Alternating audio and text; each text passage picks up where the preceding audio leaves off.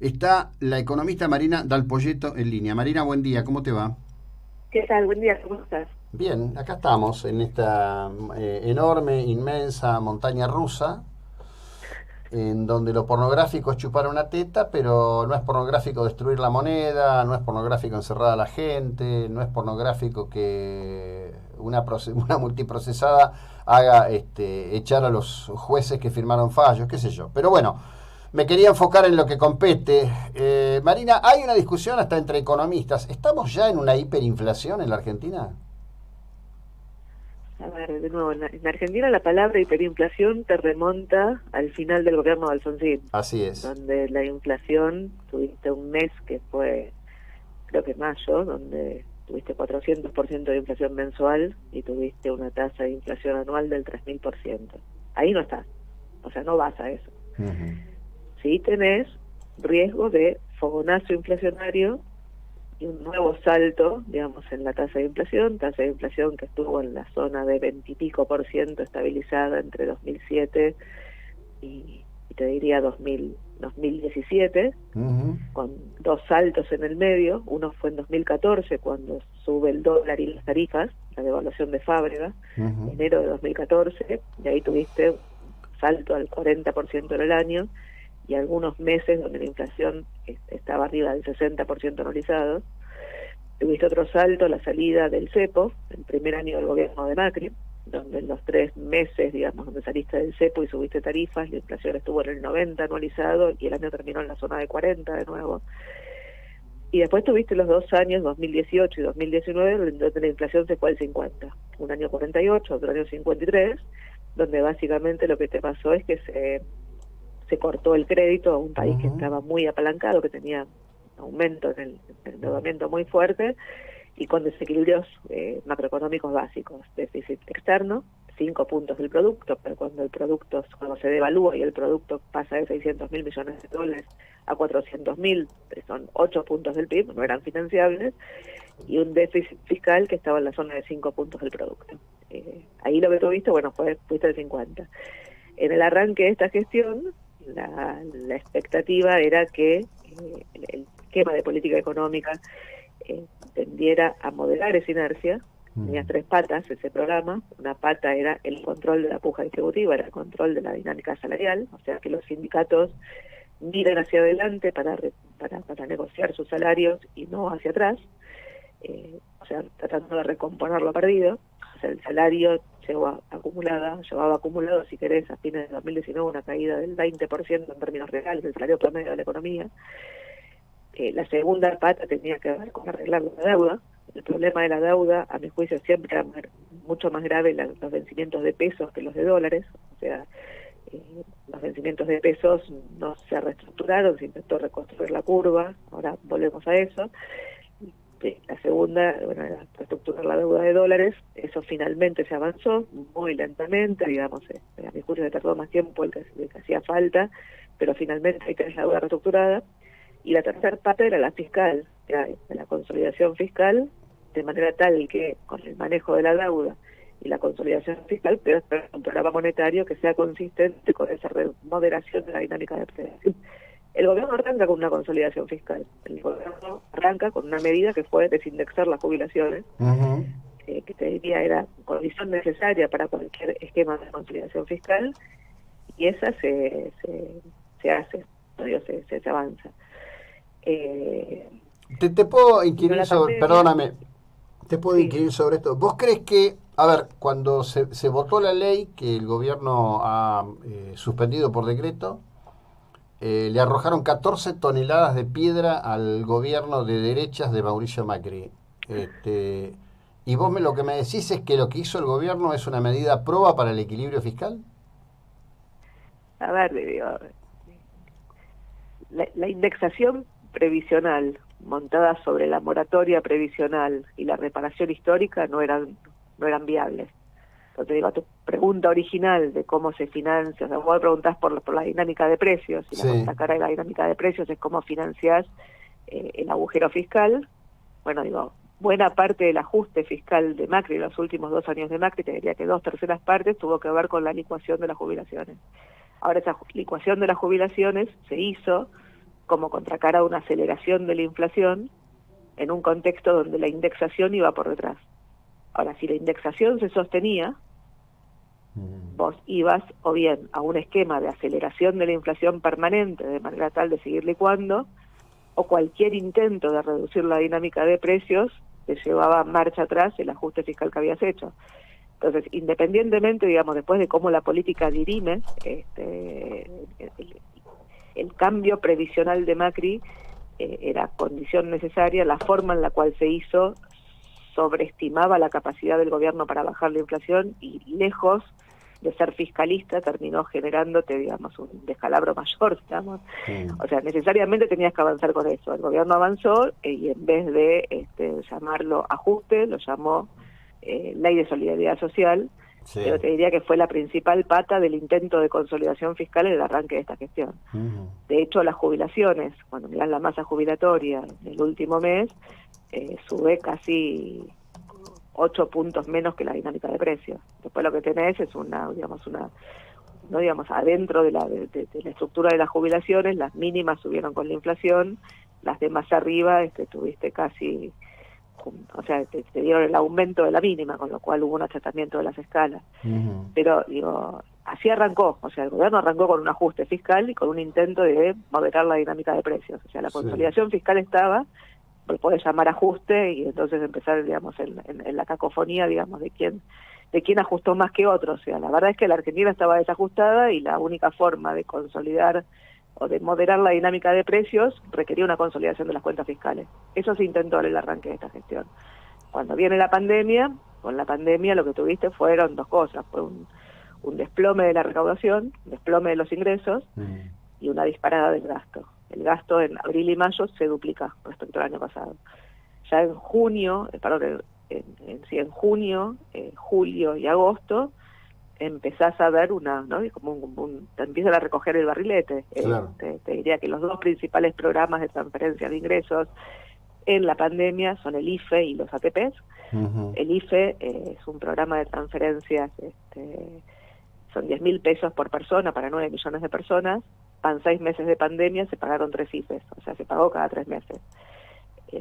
Los ATPs, arrancaste con una transferencia de 44.000 millones de pesos en el mes de mayo.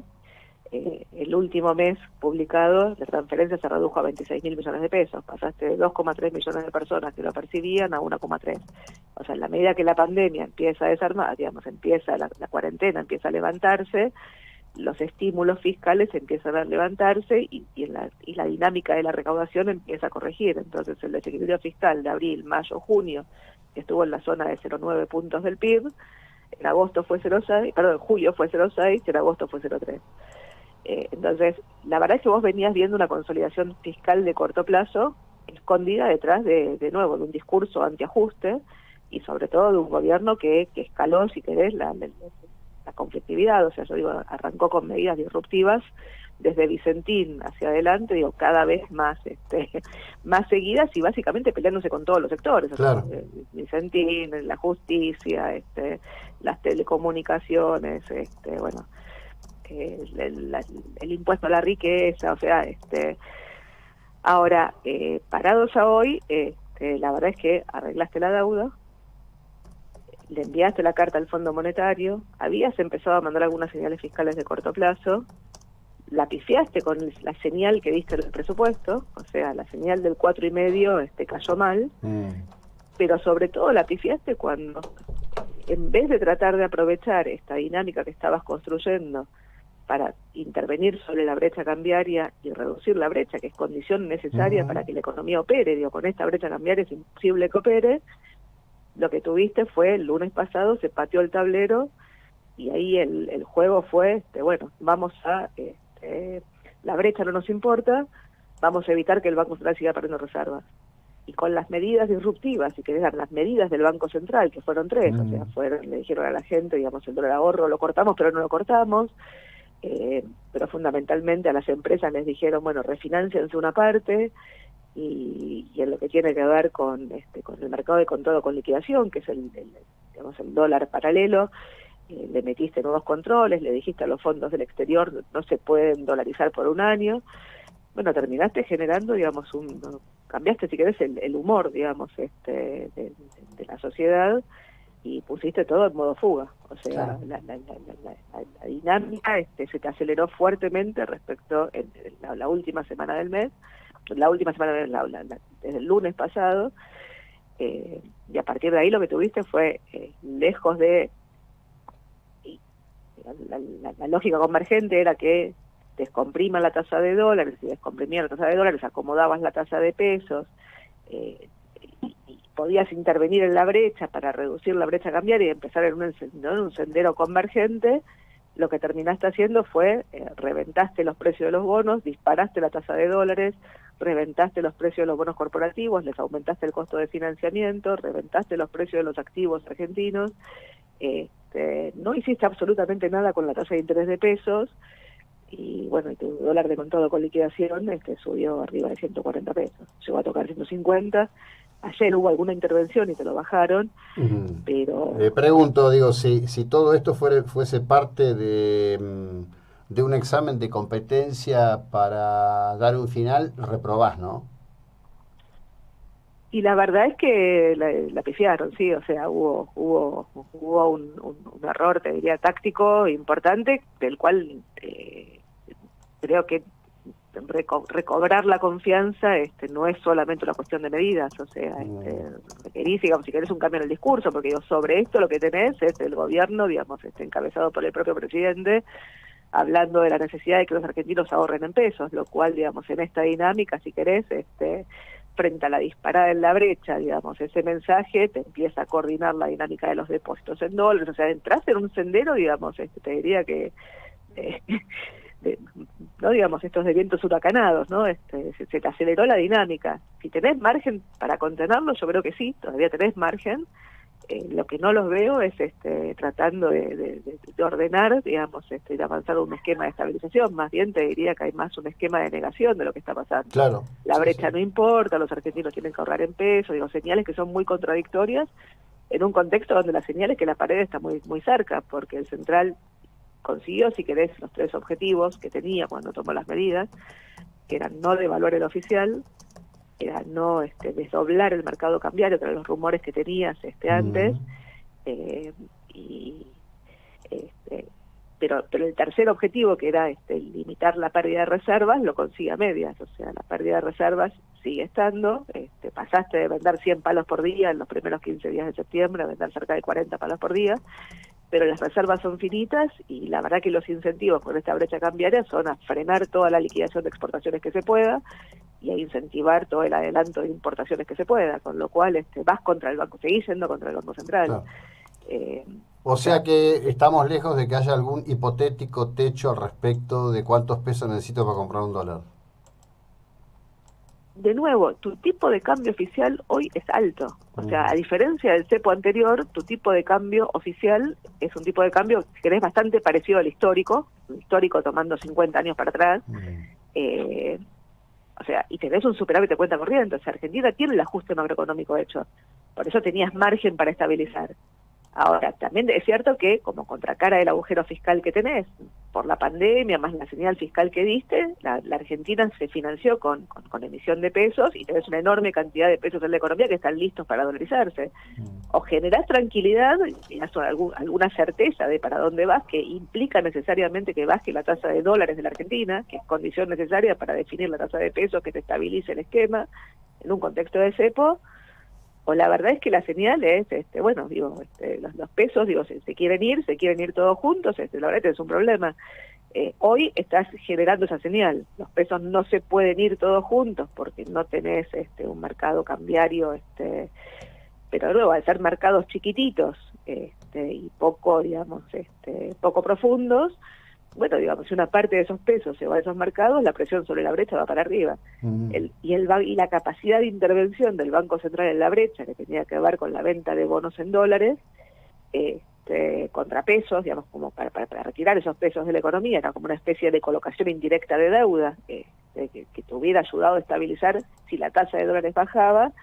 En este contexto creo que es bastante menos eficaz. O sea, si la tasa de dólares Sin no duda. baja, o sea, estás en un círculo vicioso. O sea, ¿cuál era el virtuoso? El virtuoso era bajar la tasa de dólares, puedo intervenir en la brecha, tengo que subir la tasa de pesos, descomprimo la brecha, si descomprimo la brecha, digamos, bueno, con superávit en las cuentas externas, la economía debería volver a operar, o sea, los exportadores te van a volver a liquidar y los importadores no te van a ir a pedir las importaciones de los próximos 5 años. Claro. Ese era el esquema. Ahora, lo que te pasó fue, la tasa de dólares pasó de 11,5 que cotizaban antes del lunes anterior a 18 los bonos cortos, o 17 los bonos cortos, ya mejoraron un poquito, 14 los bonos más largos, la brecha, digamos, acercándose al 100%, y entonces, digamos, entras en un círculo vicioso. Digo, si la brecha no baja, digo, la tasa de dólares no va a bajar, y si la tasa de dólares no baja, la brecha no baja. O sea, en algún momento tenés que encontrar algún mecanismo para generar confianza, y lo que intuyo yo que debería generar confianza en un contexto de nuevo donde el ajuste macroeconómico está hecho, es un direccionamiento no solo de la economía o de lo técnico, sino fundamentalmente de la política. Y eso es lo que no se ve hoy por hoy. Claro, bueno, además no se ve porque la confusión política que tienen es bastante importante, diría.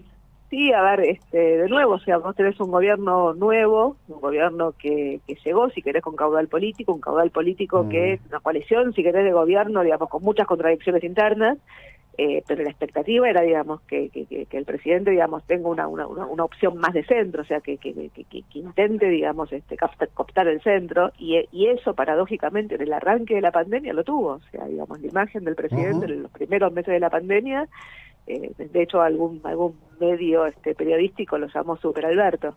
Bueno, el otro día alguien en las redes sociales puso la misma revista que decía Super Alberto, cabeza para abajo. O sea, lo que está viendo hoy por hoy es la medida que la economía se deteriora. La economía se deteriora en gran medida por la cuarentena y por la pandemia. O sea, digo, las caídas que viste en el segundo trimestre en la actividad o el aumento del desempleo no es demasiado distinto a lo que estás viendo en otros países.